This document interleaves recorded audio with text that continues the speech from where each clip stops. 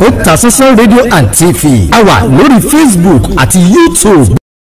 lórí ọ̀rọ̀ tí Almaroof tí ó sọ jáde nípa kábíyèsí ọba aláyélúwà Ìgbìnì bí àti àkún olórí aládé gbogbo Ọọ̀ni tilẹ̀ Ifẹ̀ ọba Adéyẹyè Ògúnwùsì Ọ̀jájá kejì Ọọ̀ni tilẹ̀ Ifẹ̀. Ọ̀rọ̀ tí Almaroof sọ, ọ̀rọ̀ àrífín, ọ̀rọ̀ àbùkù tó sọ sí Ọọ̀ni tilẹ̀ Ifẹ̀, ó ní oríṣiríṣi àwọn èèyàn ó ní wọ́n ti ń pè mí tí wọ́n ti ń pàkíyèsí mi sí wípé èwo tún leléyìí, níbo la tún já sí ṣé ó yẹ kí irú ọ̀rọ̀ báyìí sọ yẹ kó tún máa jáde lásìkò tá a wà yìí nígbà tí à ń pariwo ìrẹ́pọ̀, tá à ń pariwo àlàáfíà, tá à ń pariwo ìṣọ̀kan láàrin àwọn ọba aládé wa nílẹ̀ Yorùbá. Ṣé ó wá yẹ kó jẹ́ pé àsìkò tí ọba tuntun Aláàfin tìlú Ọ̀yọ́ tí wọ́n dé, tó yẹ ká máa wá àlàáfíà, tó yẹ ká máa wá ìrẹ́pọ̀ láàrin àwọn ọba aládé, ṣé ló wá yẹ kí irú ọ̀rọ̀ tí Almaroof sọ yẹn ṣé ló wá yẹ kí ó tún máa jáde? Ọ̀rọ̀ àrífín, ọ̀rọ̀ àbùkù, ọ̀rọ̀ ẹni tí ò lẹ́kọ̀ọ́. Oríṣiríṣi àwọn èèyàn ó ní wọ́n ń pè mí pé ṣé mi ò ní sọ nǹkan kan ni, ṣé mi ò ní wí nǹkan kan ni, kí ni mo rí sí i, ṣé bó ṣe rí òun náà ni Almaroof sọ yẹn ni, ṣé bó ṣe rí ni Almaroof sọ yẹn ni ló wá mú mi wá láti wá sọ̀rọ̀ nípa rẹ̀. Torí pé tí ojú bá ń ṣẹpin àáyọ́ tá a fi hàn ni. Almaroof ń sọ jáde wípé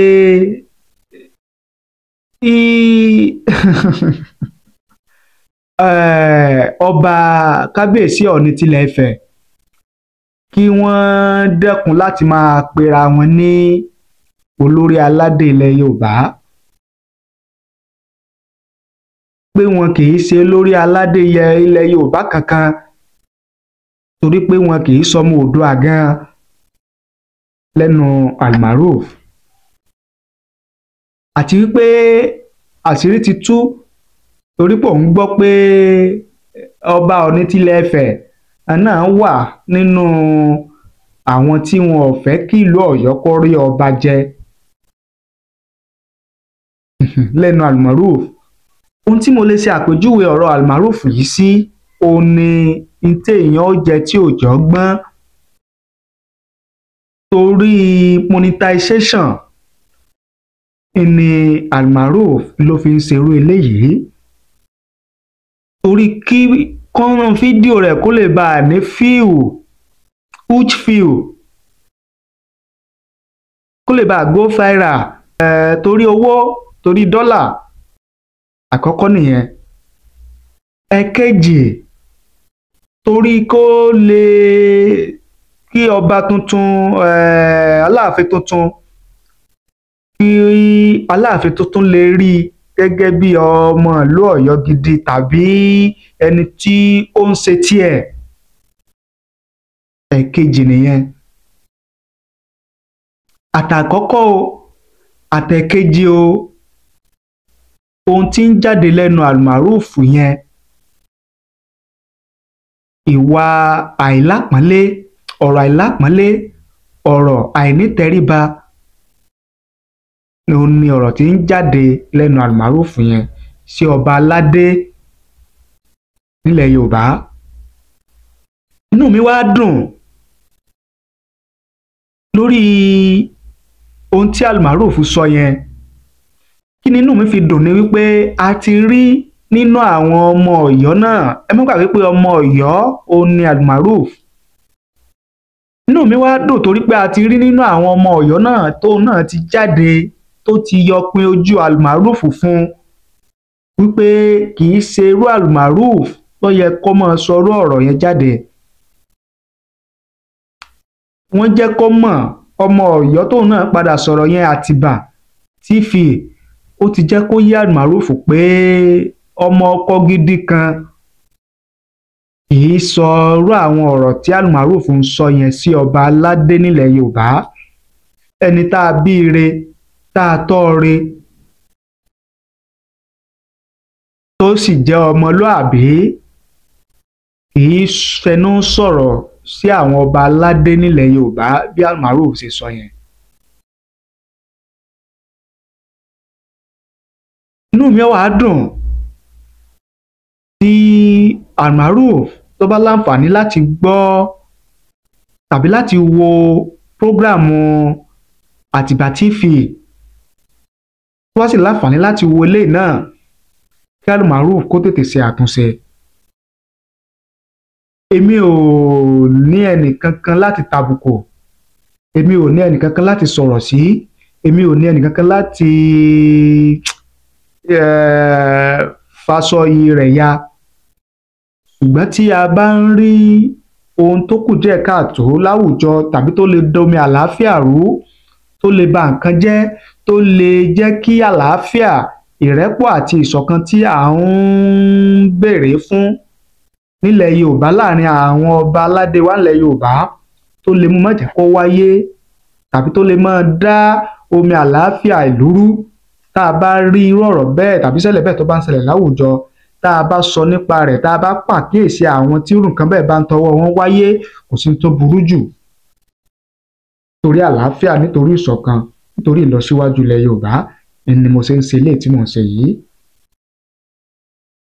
Àti pé nínú ìtàn bọ́rọ̀ Aláàfin àti Ọọ̀ni tilẹ̀ Ifẹ̀ bó ṣe jẹ́, ẹni tó bá mọ̀ ìtàn tó sì fi òye gbé ìtàn yóò mọ̀ wípé bí ìgbà tí bàbá bá bímọ tọmọ náà tọ́lọ́run wá kẹ́ ọmọ yẹn, tí Ọlọ́run bùkún ọmọ yẹn, tọmọ yẹn náà wá dá dúró, tó náà wá dá lágbo ní ọ̀rọ̀ Ilé Ifẹ̀ àti ìlú Ọ̀yọ́. Bó lèèyàn ṣàṣe wà tí ò ní nílé baba? Ilé baba, family house, òun ni Ilé Ifẹ̀ jẹ́ sílùú Ọ̀yọ́, ká má parọ́ fúnra wa. Ṣùgbọ́n bẹ́ẹ̀ yẹn kọ́ ni mo ń lọ, mi ò mú tàn wá lénìí. Àkíyèsí, àtúnṣe òun ni mo wá ṣe sí ọ̀rọ̀ Almaroof. Inú mi ó sì dùn, yóò sì mú àlàáfíà wá, yóò sì mú ìṣọ̀kan àti ìrẹ́pọ̀ wá tí Almaroof tó bá lè ṣàtúnṣe. Tí a bá ṣe content tó lè dà lúrú, tá a bá ṣe content tó lè domi àlàáfíà lúrú, tá a bá ṣe content tó lè dá rògbòdìyàn sílẹ̀, tó lè dọ́tẹ̀ sílẹ̀, ìyẹn ò sọ yí pé kí program tá a bá ṣe kó má go viral, kò sọ yí pé program tá a bá ṣe, ètò tá a bá ṣe, fídíò tá a bá ṣe, kò sọ yí pé kó má jẹ́ ìtẹ́wọ́gbà, ká má torí monetization ká má fi dá wàhálà alẹ̀ sílùú, ká má torí monetization ká má fi dá ogun ọ̀tẹ̀ sílẹ̀ nílẹ̀ Yorùbá. Ẹ jẹ́ ká ṣọ́ra o, ẹ jẹ́ ká ṣọ́ra, ká ṣàtúnṣe, torí pé àlàáfíà ìlú làwa ń fẹ́ o, ìṣọ̀kan, ìrẹ́pọ̀, ìfẹ́ ni là ń fẹ́ láàrin àwọn ọba aládé wa nílẹ̀ Yorùbá. Ẹni tí kábíyèsí ọba Aláyélúwà Jìgbìnìbẹ́ àti Àkún Ọọ̀ni tilẹ̀ Ifẹ̀ tí Almaroof tó sẹnu sọ̀rọ̀ sí, tó sẹnu bú, àwọn lè má ríro, ṣùgbọ́n àwọn àátẹ̀lé wọn, àwọn ìjòyè wọn, àwọn tí wọ́n nífẹ̀ẹ́ ti kábíyèsí Ọọ̀ni tilẹ̀ Ifẹ̀ náà, táwọn náà bá rò wípé ọ̀rọ̀ social media ni, táwọn bá rò wípé torí monetization ni, ni Maruf fi ń sọrú tí ń sọ yẹn táwọn náà bá gbé táwọn bá bẹ̀rẹ̀ sí tán táwọn bá bẹ̀rẹ̀ sí sọ nípa rẹ̀ ẹ rí i pé ìbẹ̀rẹ̀ ogun lèèyàn mọ̀ sẹ́ni tó mọ ibi tógun ó parí sí. Ìdí nìyẹn tí àwa fi ń tètè sọ ilé ìtawà ń sọ yìí kí Almaroof ó lè ṣèṣì ti àtúnṣe. Òun tàbùkù ẹnìkan ìyẹn ò sọ wípé kẹ́ni tí òun torí rẹ̀ tàbùkù ẹnìkan ó nífẹ̀ẹ́ rẹ̀ kò sọ pé kó nífẹ̀ẹ́ rẹ̀. Rò dáadáa ilé náà ni mo ní láti sọ lórí ọ̀rọ̀ yẹn fún ẹ̀yin lólùfẹ́ wa tẹ́ ẹ̀ ń pè tẹ́ ẹ̀ ń bi wá pé ṣé ohun tí Almaroof sọ yìí sọ bójúmu sọ yẹ. Kò sẹ́ni tí ó mọ̀ wípé kò dáa, kò sẹ́ni tí ó mọ̀ wípé kò tọ̀nà. Kókó ọ̀rọ̀ mi ni wípé torí monetization ni bó ṣe jẹ́ nìyẹn lábalábẹ́ yẹn. Gẹ́gẹ́ bí mo sì sọ fún yín wípé oríṣiríṣi àwọn èèyàn, àwọn ọlọ́gbọ́n, àwọn onímọ̀, àwọn olóye, àwọn tí wọ́n mọ̀ tán ò ní wọ́n sì ń sọ èrò àti òye tiwọn lórí ọba tuntun Aláàfin tìlú Ọ̀yọ́ bí ó ṣe gba ọ̀pá àṣẹ ṣáájú ìpẹ̀bí. Mo máa ń sọ pé èrò kì í papọ̀, ìwòye kì í papọ̀, ojú ọ̀tọ̀ọ̀tọ̀ òun sì ni ẹ̀dá la fi máa ń wo ọ̀rọ̀. Ẹlòmíì ò fojú funfun wò ó, ẹlòmíì ò fi ojú dúdú wò ó, bọ́lọ́run ṣe dá àwọn ẹ̀dá nìyẹn. Ìdí rèé tí mo fẹ́ mú ìwòye àti èrò onígègé àrà kan, òǹkọ̀wé kan tí ó kọ gẹ́gẹ́ bí èrò àti ìwòye tiẹ̀ lórí ọ̀rọ̀ Aláàfin tìlú Ọ̀yọ́. Báwo ni wọ́n ṣe kọ, báwo ni wọ́n ṣe gbé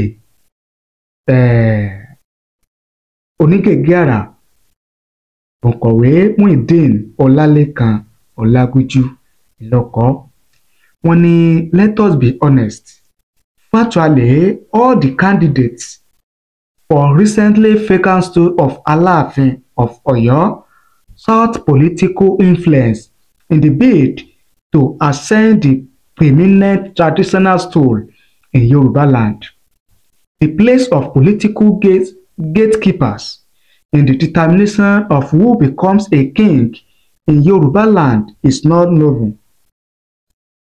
With the exception of the Olubadan stool and very few others, political tinkering have always been present since the 50s at least.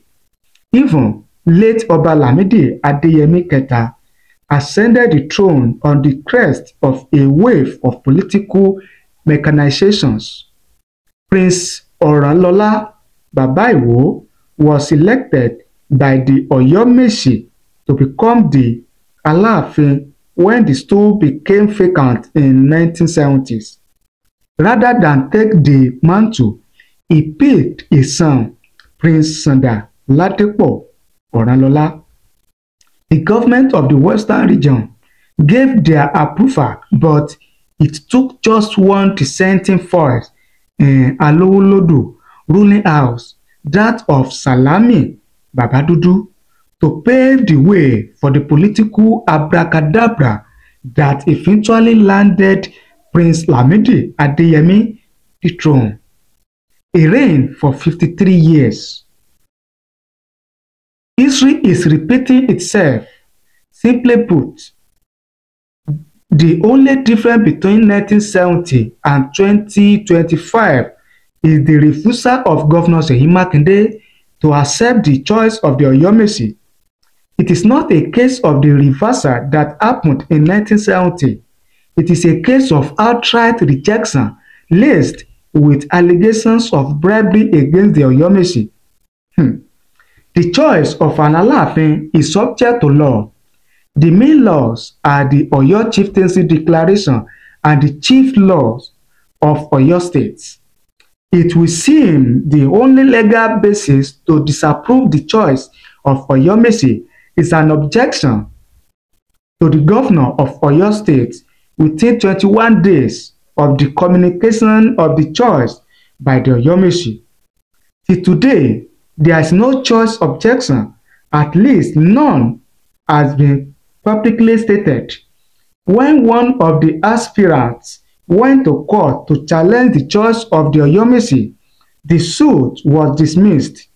Yet, Governor Makinde was adamant.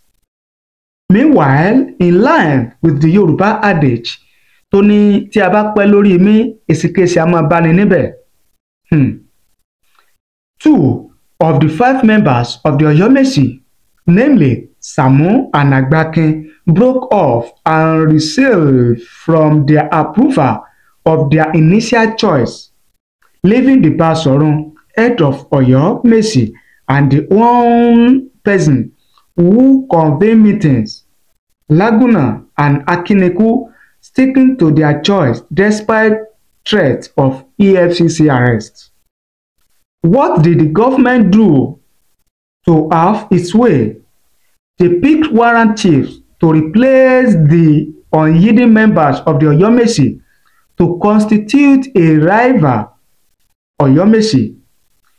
What active role the constituted chiefs played in the choice of the announced Aláàfin designate is unclear, as there is no indication that they adopted the whole gamut of processes required from the Ọ̀yọ́mèsì in a selection process.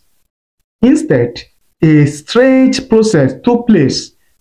Professor Wande Abimbola, a reverse scholar and former Vice Chancellor, announced he was contacted by the governor, not Ọ̀yọ́mèsì, to carry out Ifá divination and to come up with a choice of a Aláàfin designate from a pool of aspirants.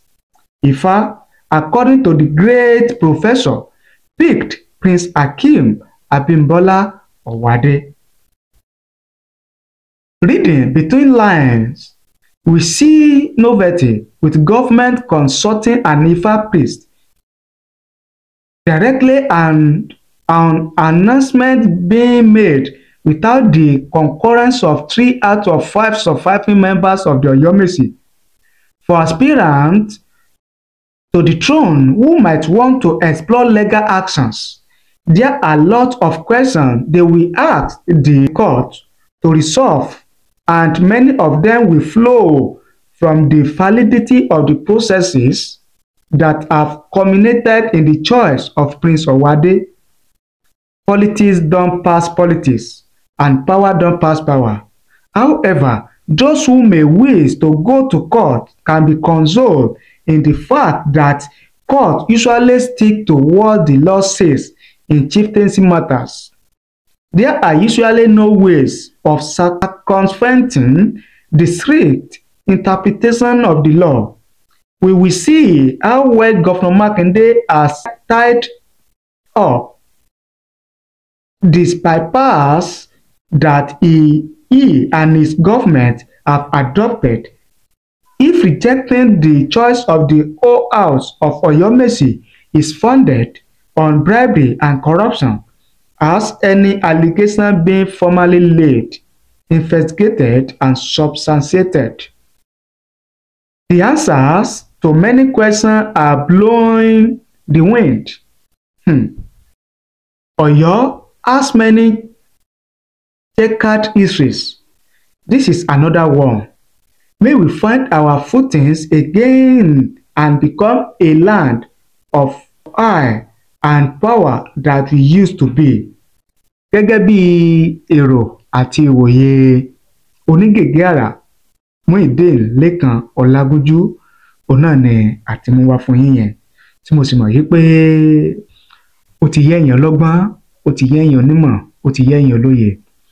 Ẹ̀yin gẹ́gẹ́ bí ẹnìkan, kí ni èrò àti ìwòye tiyín lórí èrò àti ìwòye Muyideen Ọlálékan Ọlágúnjú tó gbé kalẹ̀ yìí.